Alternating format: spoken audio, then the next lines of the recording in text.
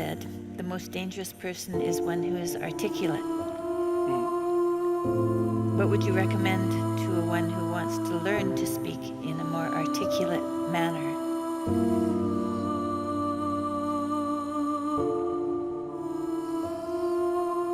Well, articulate is an interesting word, because if your joints are articulated, and that means you can do things with them because they're articulated, right? They're not one solid, vague mass. They're differentiated. And someone who's graceful is articulated and compelling because they're articulated. And speech is a form of articulation in that manner because the act of speech itself is extremely complicated. It's a very complicated motor activity, right? It's a very complicated action to dance with your tongue, let's say.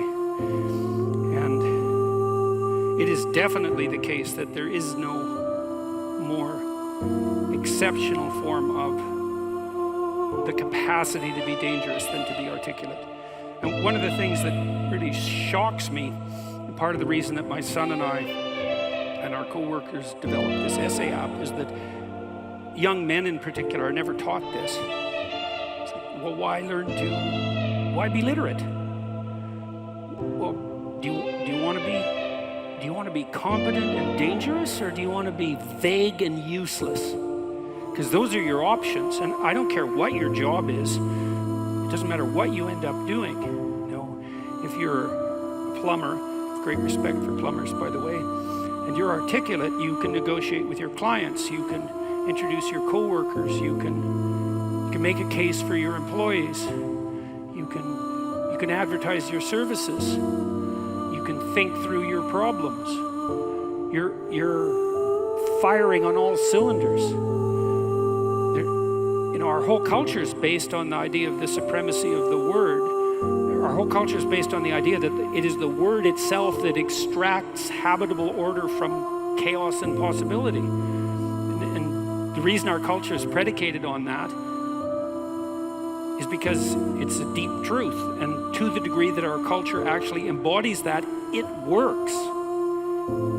So it's a great thing to be articulate. And it would be so lovely if our educators were wise enough to communicate this appropriately to young men who are striving forward, and to let them know in no uncertain terms that if they want to make themselves into forces to be contended with, that there's no surer route to that than an exceptional poetic literacy. Now, it's not like young people don't have an intuition of this. There are reasons they admire rap musicians, for example, who are often extraordinarily articulate in their performance and their capacity for spontaneous poetic utterance.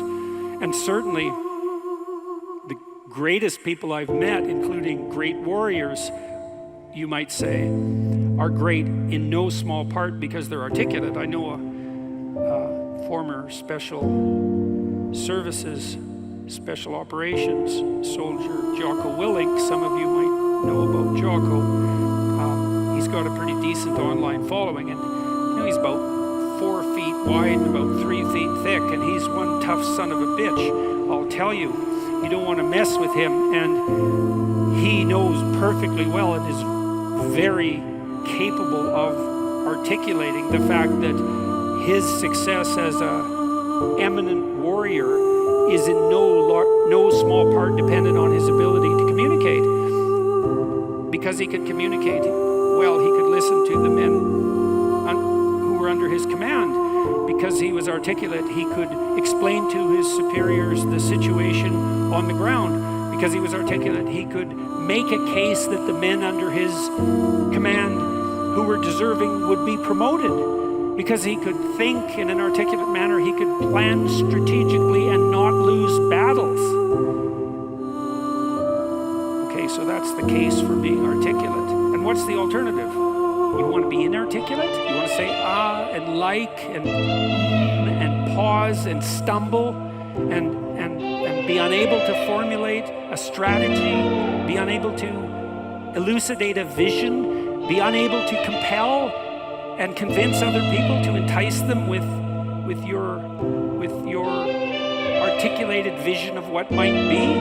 You want the opposite of that? Why would you want that?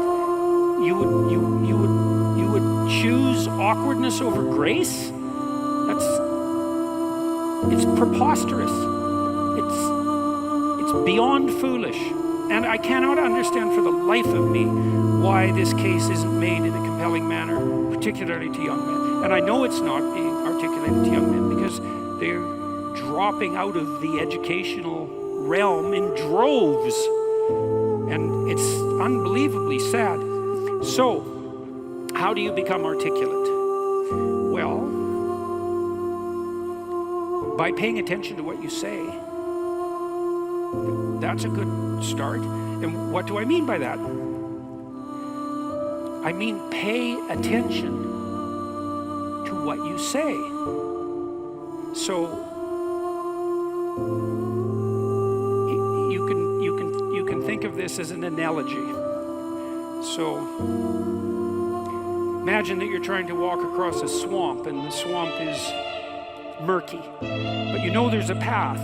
You know there's a path of stone under the water, but it twists and moves. And if you stay on the path, you won't drown. The crocodiles in the swamp won't devour you. And as you walk forward, you can feel with your next step where the stone might be.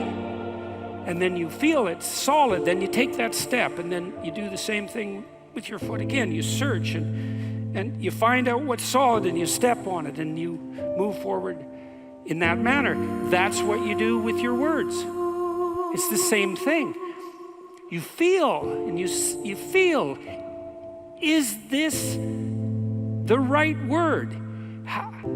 Is the fact that I'm uttering it putting me together and making me intact and stronger, or is it tearing me apart and making me dissolute and weak? And you can learn to do that. I learned this in part from reading Carl Rogers, who's a great clinician, and Rogers believed that the integration of language and action was a necessary precondition for operation as an effective clinician, that you had to align what you said with who you were, and that one of the things that your clients would be evaluating you for was that capability. And you might say that someone with that capability manifests themselves as genuine and trustworthy. And more than that, I would say also as compelling and interesting, although that can be gamed, but the entire combination that emerges out of the domain of articulate communication can't be gamed. It's not easily. You feel your way. I noticed 40 years ago when I started thinking these things through that much of what I said actually made me feel weak. I didn't know why exactly, but sometimes some of the things I said didn't have that effect. They weren't accompanied by a sense of shame, let's say. They weren't accompanied with a sense of vulnerability. They were solid. And at the beginning, that was probably only about 5% of what I said.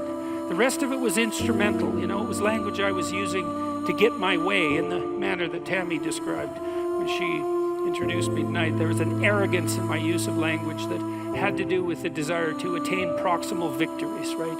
To appear smart, let's say, to win an argument, something like that. A very different idea than merely feeling my way along to see what word was appropriate for what moment. But you can learn to do that. And you can listen to yourself, and you can stop humming and hawing and using like and you know and fillers. And you can take the time necessary to craft your words carefully. And you can practice merely saying what you believe to be true. And you can read. And you can read great writers, and you can write. And you can write about what you think about the problems that obsess you. and you can become articulate as a consequence. And there'll be nothing about that that isn't the adventure of your life. And so it's a moral endeavor in some real sense. To become articulate is to become the master of your own tongue. And to become properly articulate is to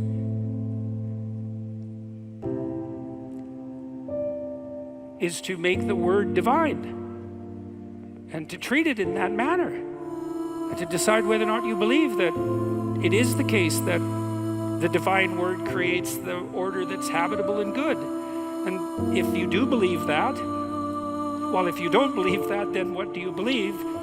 And if you do believe that, well, go all in. See what happens. See what happens if you become articulate.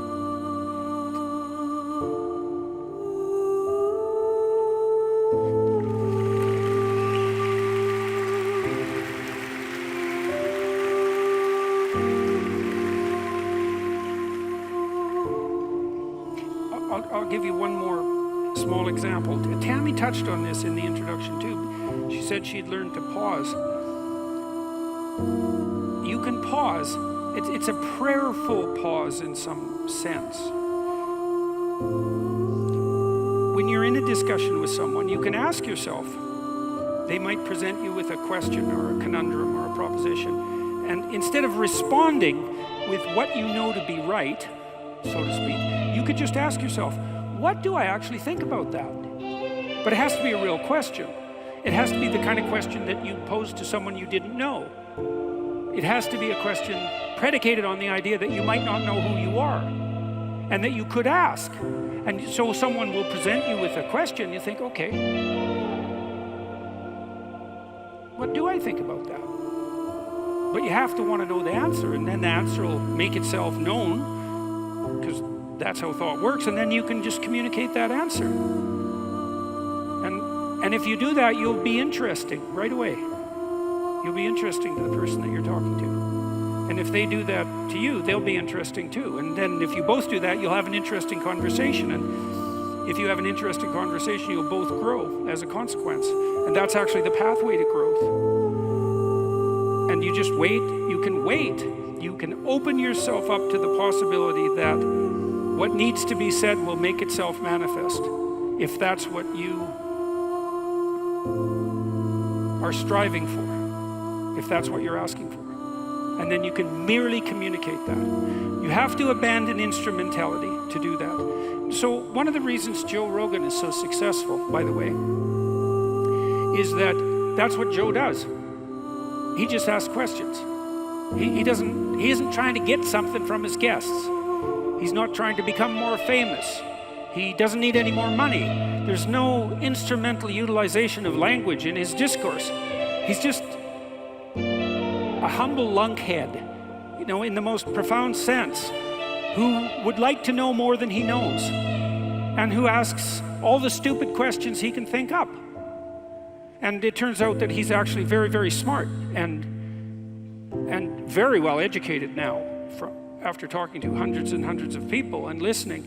And so the stupid questions he asks aren't stupid, and they're questions that are shared by virtually everyone who's listening. And he takes his listeners along on this process of exploratory endeavor, and it's the pathway to success. And the same thing can be true of your life. The pathway to success is much,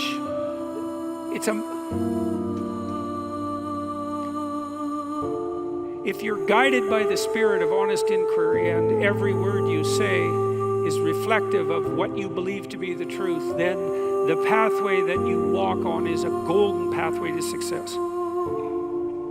And I know that. I know that to be true.